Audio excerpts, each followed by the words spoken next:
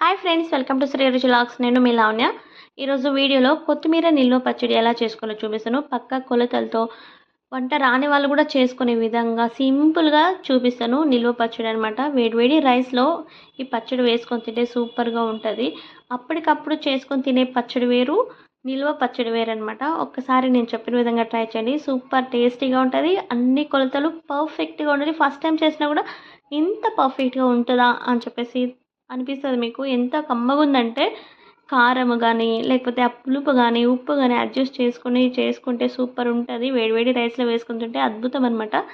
ఎలా చేయాలో చూపిస్తానండి. ముందుగా పెద్ద కొత్తిమీర కట్టను తీసుకొని క్లీన్గా కడిగేసుకోండి. దాంట్లో ఉన్న మన్ను దుమ్ము అంతా పోతుంది. ఒక 2-3 సార్లు కడిగేసుకున్న తర్వాత ఒక బట్ట వేసి ఆరబెట్టేసేయండి. తడి లేకుండా ఉండాలి నిల్వ పచ్చడికి. తడి ఉంటే తొందరగా పాడైపోతుంది. ఇలా క్లీన్గా ఆరబెట్టేసుకొని ఫ్యాన్ కింద పెట్టేసేయండి ఒక 2 గంటలు అట్లా. ఈ కొత్తిమీరని కట్ చేసుకోండి. చిన్న చిన్న ముక్కలుగా కట్ చేసుకొని ఒక ప్లేట్లో వేసేసుకోండి. ఇప్పుడు ఒక ప్యాన్ పెట్టేసుకొని 2 టేబుల్ స్పూన్లంతా మెంతులు, 2 టేబుల్ స్పూన్లంతా ఆవాలు దోరగా వేయించుకోండి. మీడియం ఫ్లేమ్లో పెట్టి వేయించుకోండి. అది బాగా వేయించుకున్న తర్వాత ఆరబెట్టేసుకోండి. ఇప్పుడు అదే ప్యాన్లో ఒక 10-12 వరకు ఎండుమిర్చి తీసుకోండి. కారం ఎక్కువ ఉంటే తక్కువ వేసుకోండి. కారం లేదు అనుకుంటే కొంచెం ఎక్కువ యాడ్ చేసుకోండి. నేను 12 వరకు తీసి ఇలా తుంచి ఆ గింజలు కూడా బాగా కొంచెం ఆయిల్ వేసి దోరగా వేయించేసుకున్న. ఆ గింజలు కూడా బాగా వేయించుకుంటే టేస్ట్ అనేది చాలా బాగుంటుంది. చూడండి, ఒక పెద్ద నిమ్మ సైజ్ అంతా చింతపండు తీసుకొని వేడి నీళ్ళు బాగా మరగబెట్టి అందులో నానబెట్టేసుకోండి. చల్లనీళ్ళు పోసుకుంటే పచ్చడి పాడైపోతుంది. ఇది గుర్తుంచుకోండి. ఇలా బాగా నానబెట్టేసుకోండి. ఇప్పుడు కొంచెం ఆయిల్ వేసుకొని కట్ చేసుకున్న కొత్తిమీర తడి లేకుండా ఉండాలి. అది కూడా ఇందులో వేసుకొని బాగా వేయించేసుకోండి. ఇలా చేసుకోవడం వల్ల చాలా రోజుల వరకు నిల్వ ఉంటుంది. లేదు అంటే కొంచెం బూజు పట్టినట్టు తడి తడిగా ఉంటే అది పచ్చడి పాడైపోతుంది. ఇప్పుడు తడి లేకుండా ఉన్న మిక్సీ జార్ తీసుకొని ముందుగానే మనం వేయించుకున్నాం కదా ఆవాలు అలాగే మెంతులు, దాన్ని మిక్సీ పట్టి పొడి కొట్టి ఒక చిన్న బౌల్లో వేసి పక్కన పెట్టుకోండి. చూడండి, అక్కడ కొత్తిమీర కూడా వేగిపోయింది. అది ఆరబెట్టేసుకుని వేడిక కాకుండా ఇప్పుడు ఒక చిన్న పాట్ లాగా పెట్టేసుకొని మనం ఒక కప్ అంతా కొత్తిమీర తీసుకున్నాం అనుకోండి, దాంట్లో పావు కప్ అంతా ఆయిల్ తీసుకోండి. ఇందులో ఆవాలు, జీలకర్ర, శనగపప్పు, మినపప్పు, ఒక 10-12 వరకు వెల్లుల్లిపాయలు కచ్చపచ్చగా దంతి వేసుకోండి. అలాగే ఎండుమిర్చి కూడా ఒక 5-6 తుంచి వేసుకోండి. తడి లేకుండా ఉండే కరివేపాకు, కొంచెం పసుపు, మీకు కావాలనుకుంటే ఇంకో కూడా యాడ్ చేసుకోవచ్చు. ఇవన్నీ బాగా మీడియం ఫ్లేమ్లో పెట్టుకొని దోరగా వేయించుకేసుకోండి.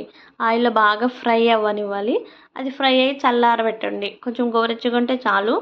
ఇప్పుడు మనం పొడిగొట్టుకున్న ఆ మిక్సీ జార్లోనే కొత్తిమీర, ఆరబెట్టేసుకున్న కొత్తిమీర, వేయించుకున్న ఎండుమిర్చి, నానబెట్టుకున్న చింతపండు. ఇక్కడ చల్లనీళ్ళు అనేది వేయకండి. నేను చెప్పిన ప్రాసెస్లో చేసుకోండి, నిల్వ ఉంటుంది. తగినంత ఉప్పు వేసుకొని నున్నగా కాకుండా కొంచెం బరగ్గా ఉండాలి కొత్తిమీర, అప్పుడే బాగుంటుంది టేస్ట్. ఈ 3 మిక్సీ పట్టేసుకోండి. చూడండి, ఇలా నున్నగా మిక్సీ పట్టేసుకున్న తర్వాత మనం పొడగట్టుకున్నాం కదా ఆవపిండి అలాగే మెంతిపిండి, ఆ 2 ఇందులో వేసేసుకొని గోరువెచ్చగా ఉన్నప్పుడే కలిపేసుకోండి. ఇప్పుడు మిక్సీ పట్టుకున్న కొత్తిమీర పేస్ట్ ఇందులో వేసేసుకొని ఆయిల్లో బాగా కలిసేంత వరకు కలుపుకోండి. ఇలా చేసుకున్నారంటే సింపుల్గా రెడీ అయిపోతుంది కొత్తిమీర పచ్చడి. చూడండి, ఇది కొంచెం బాగా కలిపేసుకోండి. మనం తింటూ ఉంటే ఆ పప్పులు కానీ ఆ ఎండుమిర్చి కానీ మనం వేసిన చింతపండుకి అన్నిటి పర్ఫెక్ట్గా సరిపోతుంది. ఇక్కడ కొలతలు చూడండి, ఒక కప్ అంతా కొత్తిమీర తీసుకుంటే 1/2 కప్ అంతా ఎండుమిర్చి తీసుకోండి. కారం ఎక్కువ ఉంటే కొంచెం తగ్గించుకోండి. అలాగే ఒక పావు కప్ అంతా చింతపండు యాడ్ చేసుకోండి. అప్పుడు పర్ఫెక్ట్గా సరిపోతుంది. మీరు కొలతలు లేకుండా వేసుకున్నట్టు పులుపు ఎక్కువైనా కష్టమే, కారం ఎక్కువైనా కష్టమే. కొంతమంది కారం మిరప్పొడి వేసుకుంటారనమాట. మిరపకాయలు వేయించుకొని వేసుకుంటే టేస్ట్ అనేది చాలా బాగుంటుంది. చూడండి, సింపుల్గా చేసుకున్నాము. మళ్ళీ అదే కప్పులో పావు కప్ అంతా నూనె వేసుకుంటే పర్ఫెక్ట్గా సరిపోతుంది. ఇప్పుడు దాన్ని పోపు పెట్టుకున్నాం కదా, ఒక నైట్ అంతా వదిలేసి పొద్దున్న తినండి, లేదా అప్పటికప్పుడే తినండి. సూపర్ టేస్టీగా ఉంటుంది.